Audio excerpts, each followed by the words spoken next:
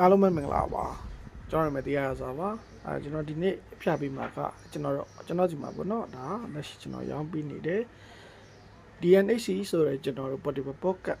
Wi-Fi set ကိုကျွန်တော်တို့ user name password ချိန်လေးကိုဖြတ်ပြီးမှာဖြစ်ပါတယ်ကျွန်တော်တို့ Wi-Fi နဲ့ဝင်ပြီးတော့ကျွန်တော်တို့ DNHD ရဲ့ကျွန်တော် Wi-Fi ကိုချိန်ထားဖို့လိုတယ်ပြီးတော့ဒီကောင်လေးက Wi-Fi 6ကို support ပေးထားဖြစ်တဲ့အတွက်စစ်လို့ပေါ်ပါတယ်ကျွန်တော်တို့ဖုန်းတွေရဲ့ model upgrade ပေါ်မှာမူတည်ပြီးတော့စစ်ရခြင်းမရခြင်းကတော့ခွာခြားမှုရှိပါမယ်ပြီးရင်ဒီဘင်းသားလေးကကျွန်တော်တို့မြားလေးကိုနှိပ်ပါ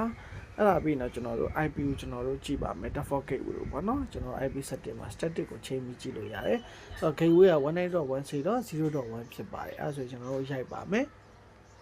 အဲ့တော့အဲ့ဒါလေးကိုကျွန်တော်တို့ရိုက်လိုက်ပါမယ်192ဒေါ်เนาะ168ဒေါ်ကျွန်တော်3ဒေါ်1ဆိုကျွန်တော်တို့ရိုက်လိုက်ပါမယ်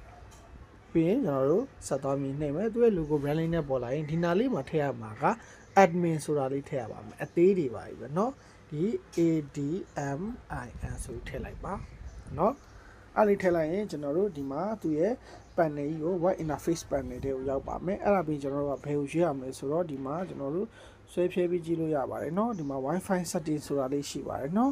ဒီမှာပါ Wi-Fi setting ပါเนาะsorry ပါဒီမှာ Wi-Fi setting ဆိုတာလေးရှိတယ်အဲ့ဒါလေးကိုကျွန်တော်တို့နှိပ်ပါမယ်အဲ့ပြီးဒီမှာကိုထားခြင်းတဲ့ဟာပေါ့เนาะကျွန်တော်တို့ထားလို့ရတယ်เนาะဒီမှာဒါဆိုရင်ကျွန်တော်တို့ဒါ user name ပေါ့เนาะဒီမှာဆိုရင်ဒါကသူရဲ့ password ပေါ့เนาะအဲ့မှာကျွန်တော်တို့က show ပြီးတော့ကြည့်လို့ရပါတယ်เนาะအဲ့မှာကိုလိုချင်တာထားပြီးလို့ရှိရင်ကျွန်တော်တို့ apply နှိပ်လိုက်ရင်ရပါပြီခင်ဗျเนาะဒီကောင်လေးက WPS function ပါတဲ့အတွက် QR ကိုအဖော်ဖြောက်အကုန်လုပ်လို့ရပါတယ်ခင်ဗျဟုတ်ကျေးဇူးတင်ပါတယ်ခင်ဗျာ